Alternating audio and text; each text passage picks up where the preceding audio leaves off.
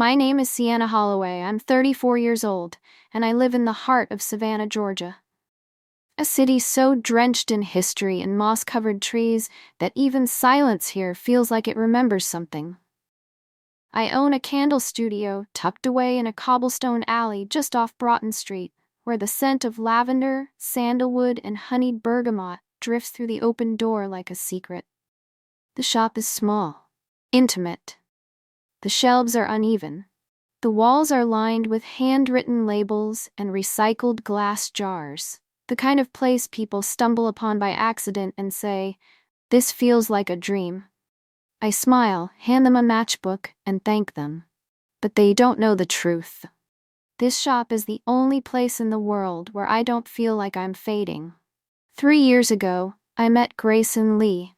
It was at an art exhibition thrown by a mutual friend, one of those urban loft gatherings filled with abstract oil paintings, white wine, and people pretending to understand brushstroke metaphors. I had gone reluctantly, wearing a vintage floral dress and clutching a tote bag that said, "Books are safer than people." Grayson stood near a painting of a shattered violin, holding a glass of red wine and speaking animatedly to a group of strangers. His smile lit up the room like he had been born for spotlight and applause. When our eyes met, it felt like static, brief, sharp, electric. He crossed the floor with the confidence of a man who never heard the word no and asked, "Are you always this calm, or is it just the lighting?" I laughed, maybe a little too easily. He introduced himself as a marketing executive, currently managing high-profile campaigns for brands I'd only ever seen in glossy magazines. 36, lived in a newly remodeled condo near Forsyth Park, and had an espresso machine with more settings than my car. His life sounded polished, curated, enviably cinematic. I told him I made candles. He said that was wholesome. I should have flinched at that word. Instead, I smiled. That's how it began. Weekend drives to coastal towns where we drink overpriced coffee and walk barefoot on windy beaches. Long evenings on my back porch with wine, music, and conversations that felt like pages out of a Nicholas Sparks novel. He'd call me grounding, and I believed he meant it. But over time, something shifted. Something slow and almost imperceptible, like a hairline crack in a window that only reveals itself when the sunlight hits just right. His compliments became recalibrated critiques. "Are you sure that dress flatters you?" he asked once, tilting his head with faux thoughtfulness. "This hairstyle makes your face a little fuller." Just being honest. At first, I brushed it off. Told myself he was just direct, the way people in fast industries were trained to be. I'd grown up believing that love meant being accepted completely, but also that growth came from being challenged. Wasn't that what adults did? Helped each other improve? So I let the comments settle in, like dust, invisible until they weren't. He seldom invited me to his work events. "They're boring," he'd say. "Trust me, you'd hate them." I nodded, pretended not to care. After all, I didn't need to prove myself in rooms full of executives and influencers.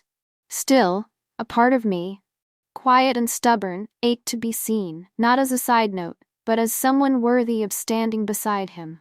Then one Friday afternoon, my phone buzzed. "Dinner with my agency team tomorrow. You're coming.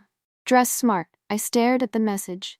Reread it 3 times. In 3 years, it was the first time Grayson had ever invited me into his professional world. I sat down at my studio counter, heart pounding, and started browsing dresses online before the kettle had even boiled. I found a sleek olive green dress, modest but elegant, and scheduled a salon appointment for the next day. Saturday evening arrived. I stood before my mirror, my heart rattling softly in my chest. My hair fell in soft curls, my makeup was subtle, and my lipstick, a muted rose, matched the warmth of my skin tone. I looked like a version of myself I hoped he'd be proud to claim. The restaurant was high-end, mahogany wood, dim lighting, the scent of truffle oil hanging in the air. I arrived at 6:10, only 5 minutes late because of traffic. Grayson was already seated at a corner table with 3 colleagues, 2 men in button-downs, one woman with a sleek ponytail and a diamond chain that caught the candlelight. He looked up as I approached. "You finally made it," he said flatly. No smile, no warmth. I sat down, careful not to let my dress crease, and offered a polite smile. "Hope I didn't miss a memo on the dress code," I joked. He gave me a slow once-over. "So you chose that dress?" His tone wasn't questioning. It was disappointed. A hollow laugh from one of the men. The woman looked away.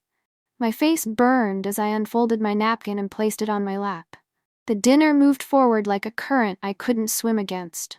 Grayson launched into stories about six-figure campaigns, international clients, and executive luncheons. He boasted with ease, his hands slicing the air with authority. When someone asked about me, I said, with quiet pride, "I run a candle studio downtown. We specialize in hand-poured soy candles, and I host monthly workshops." Grayson chuckled without even looking at me. "She's great at arranging rainbow-colored candles." The table laughed, politely, but enough to make me shrink. I took a sip of water and tried not to shake. I wanted to disappear, but I stayed. When the check arrived, Grayson slid it across the table toward me. "You're taking care of this," he said casually, like it was already decided. I blinked. Before I could protest, he leaned in, not lowering his voice. "Actually, I've been meaning to talk to you.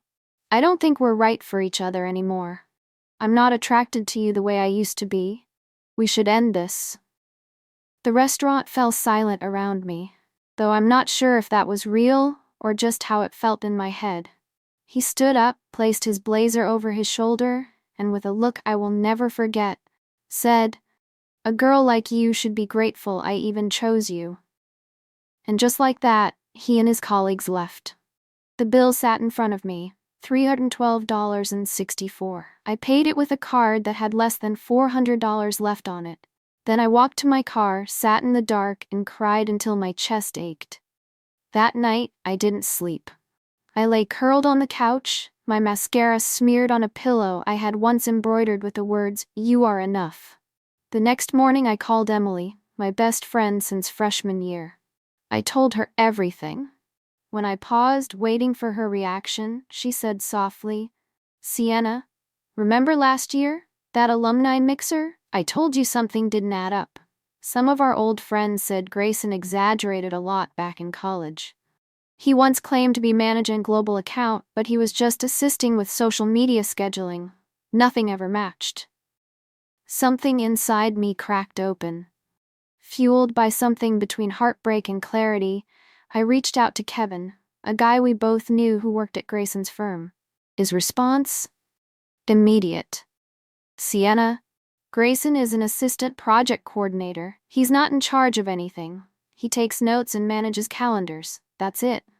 The illusion collapsed, and in its place was the terrifying freedom of the truth. A few days later, Grayson texted me.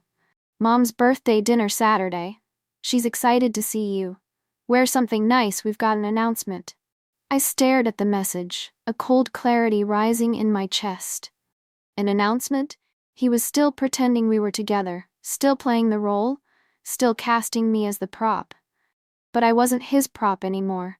This time I'd bring the truth with me, and I wouldn't flinch. In the aftermath of the dinner, I felt something heavy fall away. Not quite relief, not yet peace, but something that cracked open the shell of grief I had been hiding inside. The man who once held my heart was no longer a mystery, no longer a dream or a promise. He was unmasked, and beneath the charm, the polished words, the curated illusion, there was only hollow echo. Back in my candle studio, I worked late into the night. Lavender wax melted slowly over the heat of a copper pot. The scent filled the room like breath returning to the body. Each candle I poured felt like a reclamation, a quiet defiance. I was building again, not just inventory but identity. Every wick, every scent, every label handwritten in gold was a whisper. "You are still here. You are still whole." Emily came over the next morning, her laptop already open, a legal pad thick with notes. We sat at my kitchen table, the one Grayson once called quaint, with a smirk, and became investigators of my own life. We combed through everything. Messages Grayson had sent claiming he was flying to Denver for client meetings. But I had screenshots of him checking in at the local gym. Dates that didn't align. Working late texts sent from the parking lot of a bowling alley. LinkedIn posts full of self-congratulatory buzzwords, most of which, we soon realized, were plagiarized from real executives in other firms. I cross-referenced every photo he'd ever posted online. Half of them, the ones that made him look powerful, successful, important, were stock photos or lifted directly from his company's internal media folder. One particular image caught Emily's attention. It was one I had seen before, liked before, commented, "So proud of you." Under. Grayson in a glass-walled office, seated behind a sleek desk with a nameplate that read, Creative Director. Emily zoomed in, then pulled up the company's actual website. She turned the screen toward me. "That's his boss," she said simply. He photoshopped his own face over the original. My breath caught.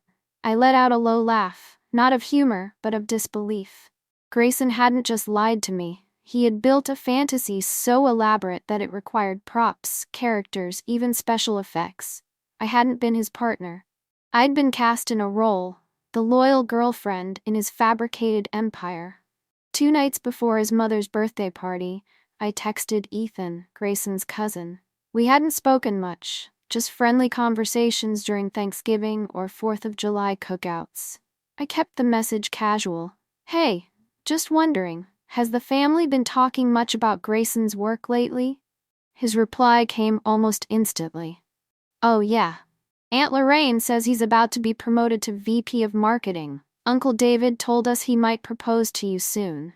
Everyone's coming in from Dallas? Big news, I guess?" I stared at the screen.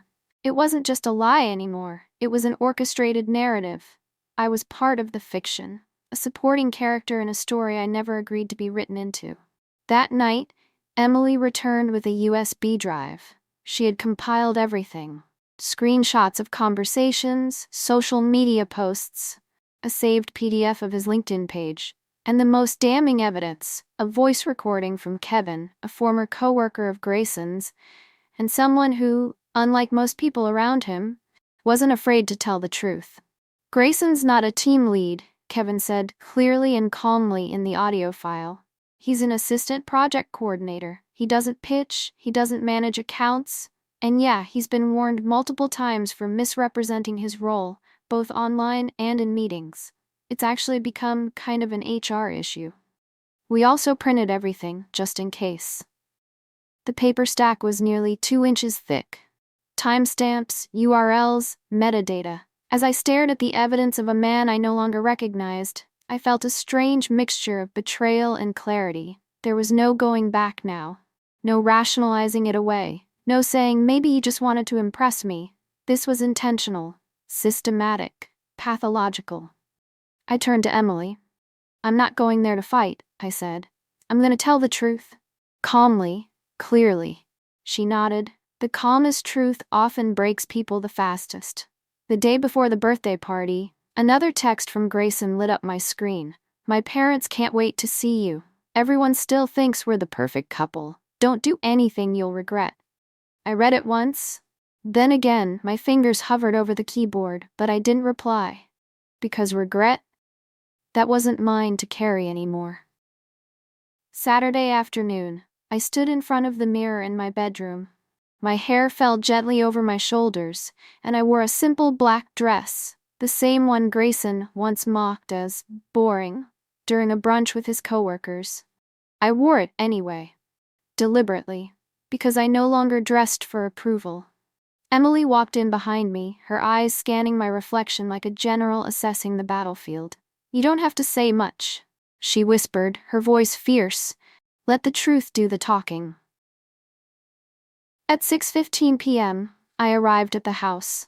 I knew the address too well. I'd spent holidays there, helped decorate the Christmas tree, once even fixed a leaky sink in the guest bathroom when no one else knew how.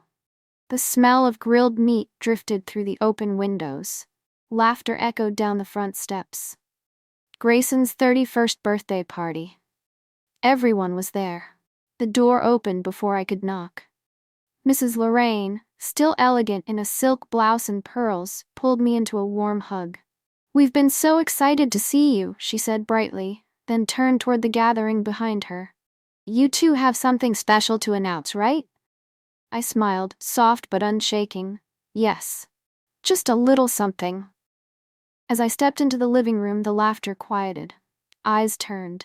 Grayson stood near the fireplace, white shirt crisp, navy blazer hanging effortlessly on his shoulders.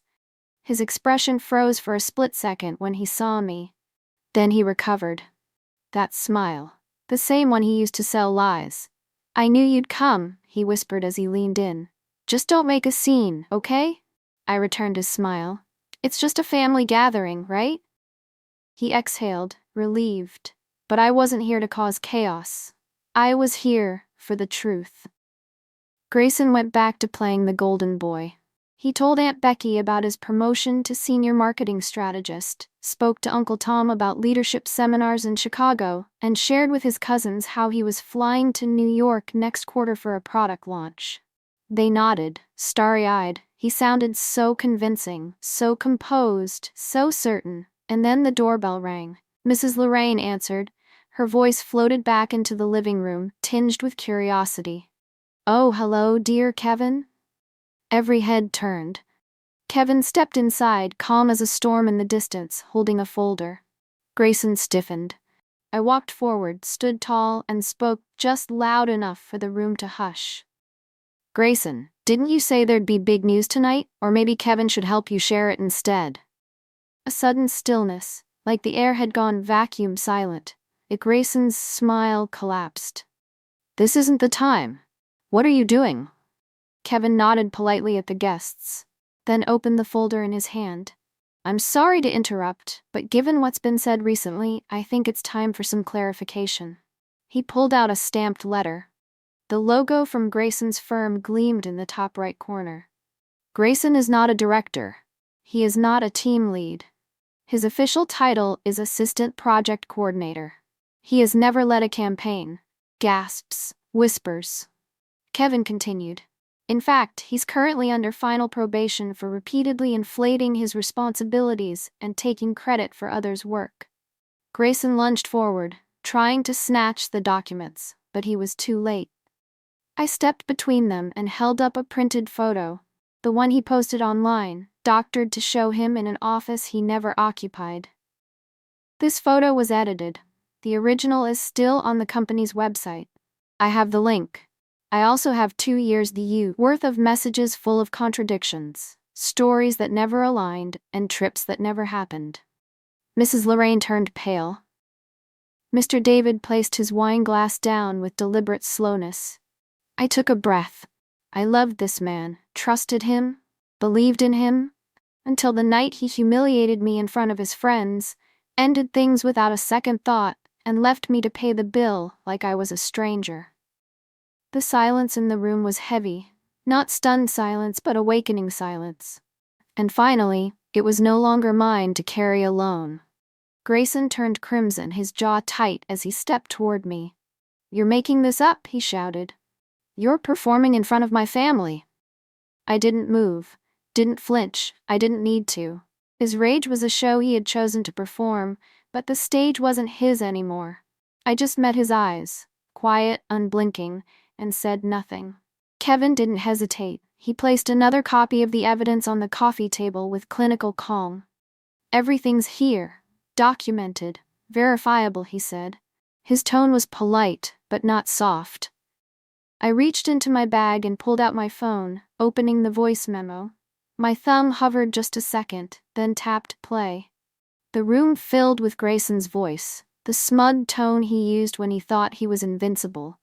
So I had to take over the presentation. The client was blown away. My boss just sat back and let me handle the whole pitch. Kevin cut in quietly, like a scalpel. "That clip is from our team meeting. The presenter is our actual director." Grayson was just advancing slides from the back of the room. A long silence followed. Grayson's lips parted like he was about to argue, but no words came. His eyes darted from his father to his mother to his cousins, looking for something: defense, denial, even pity, but found none. Finally, Mr. David, his father, spoke. His voice was steady but razor sharp. "We need to have a conversation. Not now, but tonight." Mrs. Lorraine, still seated at the edge of the sofa, looked at me. Her eyes were filled with something that was not anger, not even disappointment, but sorrow. A deep maternal ache for a truth she could no longer protect. As she walked past me toward the kitchen, she gently squeezed my hand. That was enough. A few minutes later she returned, carrying a cake. The frosting, still cheerful and naive, read, "Happy birthday, Grayson." She set it down in the center of the dining table. Nobody moved. Then Dina, Lorraine's cousin, chuckled softly. "Well, the cake's already baked. Might as well eat it, right?" It was enough to break the tension. Quiet laughs followed, fragile but human. Mr. David nodded. "We can't undo what just happened, but we can face it." Everyone slowly made their way to the table. I did too. The girl who just tore the illusion apart, and oddly, I didn't feel like an intruder. I felt accepted. Mrs. Lorraine offered me the first slice. Kevin raised his glass. Ethan poured me tea without needing to be asked. We ate that first bite in silence. It didn't taste like last year's cake. Not sweet, but it was real, honest, and sometimes that's all that matters. After the party, the guests slowly left. Some hugged me, others simply nodded, their eyes kind but cautious. Not all of them knew the details, but they knew enough to see the shift. The performance had ended, and I wasn't the one pretending anymore. In the kitchen, I helped Mrs. Lorraine with the dishes. She stood at the sink, rinsing plates with mechanical focus, her hands steady even as her voice wavered. "Thank you," she said, not looking at me, "for not staying silent." I dried a wine glass and replied, "Thank you for choosing to see the truth." She turned, eyes rimmed red, and nodded. Then she said something I didn't expect. "You don't have to worry, we'll handle him from here." That night I barely slept. The adrenaline had drained from my system, leaving something hollow behind. I lay in bed, staring at the ceiling fan turning in slow, hypnotic circles. I kept thinking, what now? I wasn't in love with Grayson anymore. That had ended the night he left me with a check and a smirk. But what he'd done since, the online posts, the manipulation, the gaslighting, had left a mark I didn't know how to measure. At 7:04 a.m., my phone buzzed. 13 missed calls. 1 from Lorraine, 1 from Ethan, 2 from Kevin, and 5 from a number I didn't need to name, Grayson. I stared at the screen for a long time, then flipped it face down. The first voicemail was from Lorraine. Her voice cracked more than once. "Audrey, sweetheart, please call me back. Grayson, he lost control last night. He was drinking, broke a lamp, threw his phone at the wall, and then he left again. I don't know where he went. I'm scared. Please let me know you're okay if he came near you." Even before I could exhale, another text appeared. "Kevin, Audrey, he posted your home address on the company Facebook group. I took it down immediately, but I suggest contacting your building's manager. Now." My entire body went cold. This wasn't just petty retaliation anymore. It was dangerous, public, unhinged. I acted quickly. Called the building office. In less than 20 minutes, my address was flagged. Grayson was banned from the premises, and a security staff member was stationed at the front entrance for the next 48 hours. I changed my passwords, enabled two-factor authentication, shut the curtains, locked every door, and still, I couldn't stop the chill crawling under my skin. 11 a.m., a knock at the door. I checked the peephole. Mrs. Lorraine and Ethan. I opened it slowly. Lorraine stepped inside without a word and embraced me. It wasn't a dramatic hug, it was quiet, frightened, the kind that said, "I didn't see it coming either." Ethan stood behind her, holding a brown paper bag. "Cinnamon rolls," he said gently, "from that place on Abercorn you love." We sat at my little kitchen table, the one with the wobbly leg I kept promising to fix. The tea was warm, the pastries fresh, but no one touched anything. Lorraine finally spoke. After he came home, he was like someone else, she said, voice barely above a whisper. He screamed, accused me of setting him up, said I invited humiliation into our home. Then he left again. I thought he was going to a bar or a friend's. I didn't know he was. She trailed off. He came to my building, I said. Made a scene. The concierge had to threaten to call the police. Ethan looked up. We heard. That's why we came. I nodded. He also posted my address. Lorraine put her hand to her mouth and sat back slowly. I keep asking myself, what did I miss? What did I ignore? I didn't answer. Because the truth is, she didn't raise a monster. She raised a boy who learned to perform. And somewhere along the way, the mask became permanent. Ethan took out his phone. You should know, this isn't new. I turned toward him. He sighed. Back in college, he told everyone he was working with a top marketing professor, said he was getting published in an academic journal, even handed out business cards at career fairs. All fake. When the lie got exposed, I asked. He transferred schools the next semester. Lorraine shook her head. I thought, if I just kept encouraging him, kept praising him, he'd grow into that confidence. But maybe, I said gently, it just taught him how to pretend harder. The silence was different this time. Heavier. The kind of grief that came not from loss, but from seeing something clearly too late. I don't blame you, I added. Not you, not Ethan. She looked up, eyes full of sorrow. If Grayson keeps living like this, I said, there will come a point where no one can help him. Ethan nodded. We know. That's why this time, we're not covering for him. Before they left, Lorraine embraced me once more. This time, firmer. Thank you, she said, for speaking up, for not being afraid. And I realized, in that moment, what strength really looked like. It wasn't loud, it wasn't angry, it was being able to walk back into the room that broke you and stay standing. 3 weeks later, Kevin sent me a message. He's officially terminated. No more chances, no way back. I stared at the message. There was no smile on my face, no sense of victory, just stillness. Grayson had built a world of fiction, and now he was alone in it. There was no satisfaction in that, only the faint sound of a door closing behind me. Quiet. Final. And for the first time in a long time, I didn't feel like I needed to look back. According to Ethan, Grayson had finally left Austin. He packed up his carefully constructed life, or whatever was left of it, and moved in with an uncle in Tucson, Arizona. It wasn't a triumphant exit. There was no farewell party, no closing speech, just the quiet vacuum that comes when the illusions collapse, and the only person left clapping is yourself. He'd been fired for unethical behavior, for misrepresenting himself to clients and lying in internal reviews. His team was told during a Monday morning meeting. Official reason? Reputational damage. The title he had clung to, future director, executive in the making, the next big name in strategy? Gone. Not lost, because it had never truly existed. But fantasy has its own gravity. Not even a week later, the messages began. They didn't come from his number. That would have been too obvious. They came through Instagram, blank profiles, no names, no photos, just faceless echoes trying to claw their way back into my world. You still think about me, I know you do. You ruined everything. Are you proud of that? If you don't answer, Audrey, I'll come back. I stared at the first one for a while. Not out of fear, but astonishment. How fragile did he think I still was? I blocked every single account. Cold, without a flicker of hesitation. It wasn't anger that guided my hand. It was clarity. A sharpened instinct that no longer needed permission to protect itself. Grayson was still chasing a stage that no longer existed.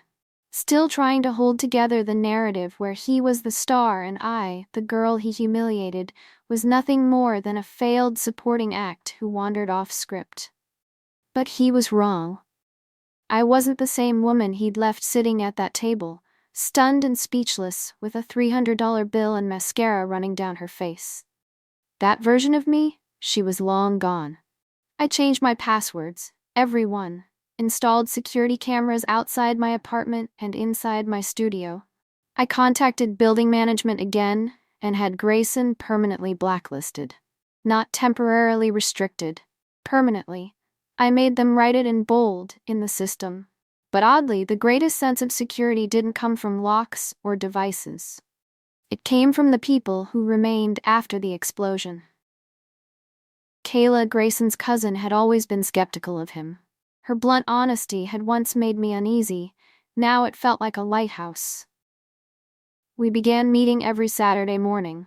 Our coffee shop of choice was tucked between a bookstore and a flower stall, the kind of place where the baristas remembered your order and called you sunshine, even on cloudy days.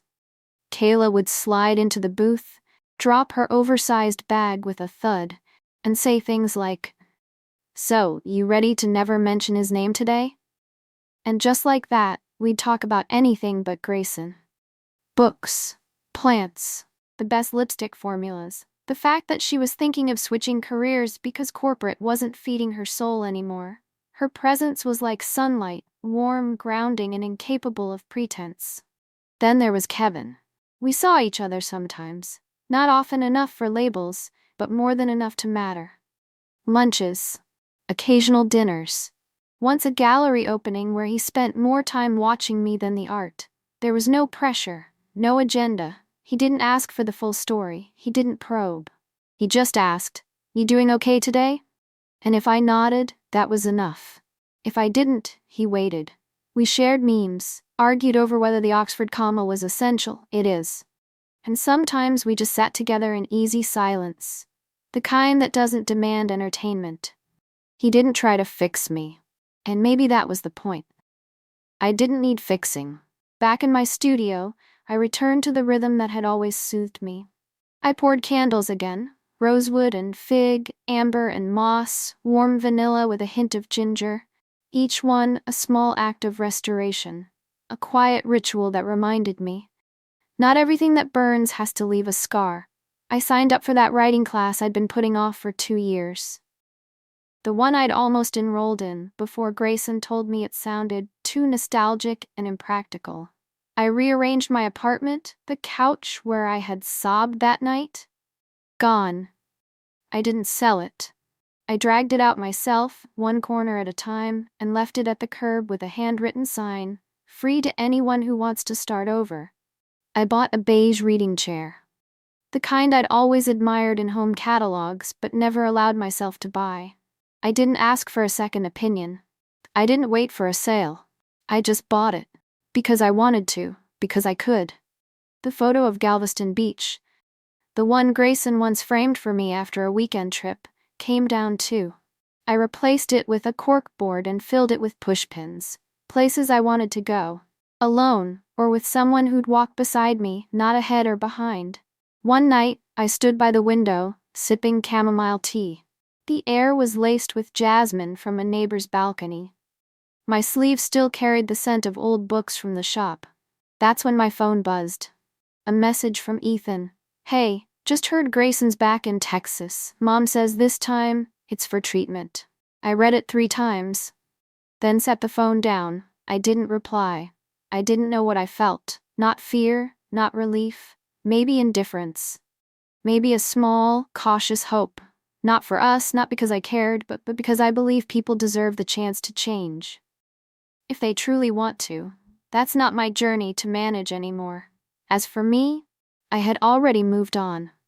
That night, I lit a candle, one I'd made just for myself. It smelled like bergamot and clove and resilience. I sat in my new reading chair, opened my laptop, and began to write. Not about him, but about a woman who once believed she was too small in someone else's eyes until she realized she didn't need their gaze to grow. I looked back. Not to mourn, but to understand. 2 years of waiting, of shrinking, of convincing myself that quiet meant stability, and that compromise was the price of love. And I smiled, because I walked away before I forgot who I was. I don't regret it. I don't resent him. I'm grateful, because sometimes the person who hurts you the most is the one who unknowingly pushes you toward the life you were always meant to live. Healing doesn't announce its arrival. It creeps in, a little at a time, like light slipping between the blinds on a quiet morning. One day, you wake up and realize you haven't thought about them in days, maybe even weeks, that the tightness in your chest doesn't show up every time your phone buzzes, that you can look in the mirror and see someone new, not because you've changed everything, but because you've returned to yourself. That was me.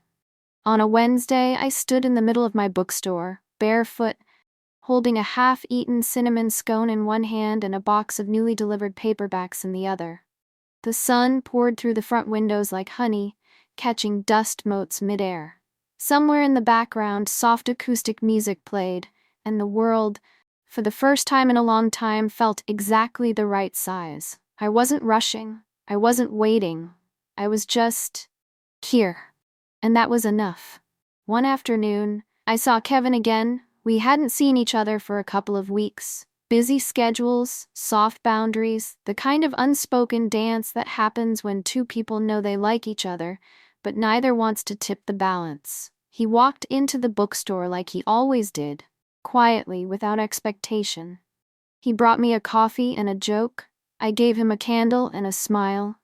We talked for an hour, about nothing, about everything. As he got up to leave, he paused at the door. "You know," he said, "I never told you how proud I was. That night, at the party, I've never seen someone hold a room like that. You didn't raise your voice, you didn't have to." I looked at him. "You saw me," I said. He nodded. "I always did." There was something different in the way he said it. Not a line, not flattery. Just truth. For a long time I'd forgotten what that sounded like coming from someone who wanted nothing from me. I didn't fall in love with Kevin the way I had with Grayson. There were no fireworks, no obsessive highs or devastating lows. There was no rush to impress, no hunger for validation, just a slow, steady unfolding. Like pages in a book I already trusted would end well, even if I didn't know the plot yet. We never officially became anything, but we became something. Sunday picnics in the park. Tuesday trivia nights. Fridays on my couch watching documentaries we rarely finished. He never asked to fix the broken parts of me. He just held space for them, like they weren't flaws, just scars with stories. That spring, I submitted my first short story to a local literary magazine. It was about a woman who ran a candle shop and fell in love with her own silence before she ever fell in love with anyone else. It didn't win anything, but it was published. And when I saw my name in print, I cried in the middle of my studio, not because it was validation, but because it was mine. My words, my story. No edits, no compromise. I started hosting workshops again, small groups, mostly women, mostly quiet. One woman came after a divorce, another after cancer treatment, a college student whose mother had just passed. They didn't say much at first, but as they mixed scents and melted wax, they told their truths in pieces. This lavender reminds me of my grandmother's garden. I haven't felt calm in months. I don't remember the last time I did something just for me. I watched them, and I saw myself. Not long ago, I had been the one gripping the edge of the table, trying not to unravel. And now I was the one holding the space. The workshop didn't just heal them, it healed me too. One night, I sat by the window of my apartment, candle burning low, the beige reading chair creaking softly beneath me, and I wrote a list. Not a to-do list. Not goals, just a list of things I had chosen for myself since the night Grayson walked away. The beige chair, the cork board map, the first solo trip to Asheville, the way I started reading poetry again, the tea I drank because I loved it, not because anyone else did, the new password on my laptop, the security system I installed, not out of fear, but self-respect, the story I published, the man I didn't need to rescue men, the version of myself I stopped apologizing for. When I finished the list, I smiled, and I whispered aloud, as if to the girl I used to be, "You made it." Later that week, Kevin and I walked through a spring market downtown. It was crowded, noisy, full of clashing scents and children chasing bubbles. I paused at a vendor's table, hand-painted bookmarks. One of them read, "She remembered who she was, and the game changed." I picked it up. Kevin leaned in. "That's you, you know," I laughed. "Not quite there yet." He looked at me, steady, quiet, certain. "You are, you just don't know it." And maybe I didn't. Not fully, but I was close, closer than I'd ever been. People ask me now if I'd go back, not to Grayson, but to that version of my life. The polished one. The one that looked perfect on paper. The one that had just enough sparkle to distract from the cracks beneath, and I say no, not because it was all bad, but because it wasn't mine. This life, the quiet, candle-scented, poetry-lined, imperfect one, is mine. Fully. Fiercely. Finally. I never needed to be saved, I just needed space. Space to grieve, to rage, to rebuild. Space to let go of the noise and find the pulse beneath. And once I did, I realized something powerful.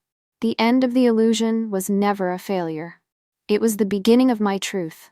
And that truth, quiet, honest, and wholly mine, is more than enough. 6 months passed, quietly, soft as snowfall. There were no grand declarations, no thunderclap moments, just the quiet expansion of a life I had slowly and deliberately reclaimed. Every day added a brushstroke, a note, a single line to a story I was no longer afraid to call mine. I woke earlier now, not because I had to, but because I wanted to. The silence before sunrise became sacred. I'd sit by the window in my apartment, tea warming my hands, and just breathe. Not brace, not analyze, just be. That alone felt like a kind of revolution. In August, I received an invitation and a local women's collective had read my short story. They were organizing a creative retreat in the Blue Ridge Mountains. 5 days, 20 women. Journaling, fire circles, early hikes, slow dinners. They asked if I'd like to teach a workshop. I reread the email 3 times. The old version of me would have hesitated, wondering if I was qualified, if someone better should take my place. That voice still whispered sometimes, but now it no longer held the reins. I replied with a yes before I could second-guess it. The retreat took place in early September. Nestled among pine trees and early autumn leaves, the lodge felt like something out of a novel. Stone fireplaces, patchwork quilts, and porches made for sitting still. I led a morning session called Rebuilding from Ashes. I spoke about storytelling, but also about silence, about how we can carry a world inside us and still forget we are its author. I didn't name Grayson, I didn't need to. Everyone in the room had their own version of him, the illusion, the loss, the moment of burning down. But more importantly, they had their own return. And that was the thread we all held on to. Back home, the bookstore thrived in its own way. Not because it became bigger, but because it became more mine. I painted the back wall a soft sage green, added a corner with floor pillows and a sign that read, "Rest is revolutionary." On Sundays, I hosted open journaling hours. People came. Not in droves, but enough. They brought notebooks and coffee cups and silence. And somehow, in that silence, we connected more than words ever could. I started writing again. Not just short stories, but longer pieces. A memoir in progress. A collection of essays. One chapter began with the line, "I used to think love was what happened when someone chose you. Now I know. Love is what begins when you finally choose yourself." I wrote it one night after Kevin and I sat on my balcony for 2 hours without speaking. We weren't dating. We weren't not dating. We were steady. And that steadiness, that freedom to be without performing, was something I had never known before. Maybe we'd grow into something more. Maybe we wouldn't. But for the first time, the not knowing didn't scare me. In October, I took my first solo trip, New England. Just me, a rented car, and a trail of yellowing trees that lined roads like golden rivers. I stayed in a tiny cabin with a fireplace and no Wi-Fi. I hiked, I read, I wrote pages I didn't show anyone. I laughed out loud once, no reason, just the joy of being entirely unobserved. At a roadside diner, an older woman asked, "Are you alone, sweetheart?" I smiled. "No, I'm with myself." and it felt true. When I returned, I found a letter waiting in my mailbox. No return address, no name, but I knew the handwriting. Grayson. I stood holding it for a full 5 minutes. Then, without opening it, I walked to my fireplace, lit a match for it, and let it burn. Because closure is not a letter. It's a choice, and I had already chosen peace. One evening in late autumn, Kevin and I sat on my studio floor, surrounded by candles and half-filled mugs. I was experimenting with a new scent, cedar and blood orange. He picked up a small label I had doodled on and read it aloud, "For the woman who returned to herself." He looked at me. "That should be the name of your book." I laughed. Maybe it is, because that's what the past year had been. A return, not to who I was before, but to who I was always meant to be. I no longer measured time by how far I'd come since the worst moment. I measured it by the morning sun on my wooden floors, by the sound of laughter in my studio on Saturday afternoons, by the feel of a pen in my hand and a story I actually wanted to tell. This was not a comeback. This was a becoming. And in that becoming, I found what I was never truly seeking but somehow always needed. Not a savior, not a stage, not even revenge, but a life I didn't have to shrink inside. A life I built, piece by piece, from ash and silence and light. A life that was real and whole and mine.